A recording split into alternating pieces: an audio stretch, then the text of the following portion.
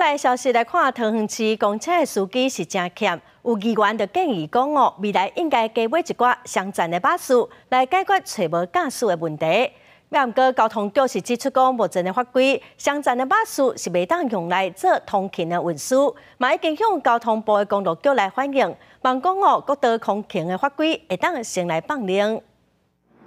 上下班通勤时间，公车站人排真长，桃园市公车客运司机756名，也欠259名。有缘有一个公车客运路线帮助减少，影响民众单车。有议员建议，俾价底盘商站巴士增加客运量，改善欠驾驶的问题。上下班时间车就是人很多在等，然后那车子的位置又不太够，所以常常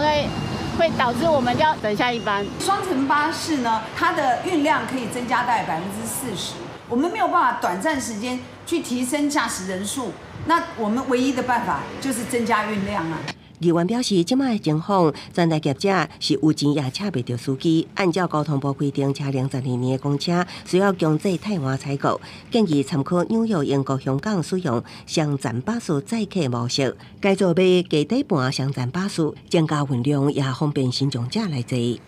目前本市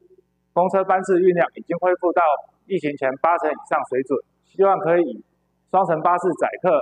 提供单趟次 的一个载客人数来扩大供给。交通局回应，目前即马交通法规并无允准商站巴士使用通勤运输，只用伫观光载客。也毋过政治，市府要求新竹区监理所甲客运业者共同向交通部公路局反映，希望中央优先放量角度开放商站巴士载客，疏解尖峰时段往台北通学通勤的大量人潮。记者综合报道。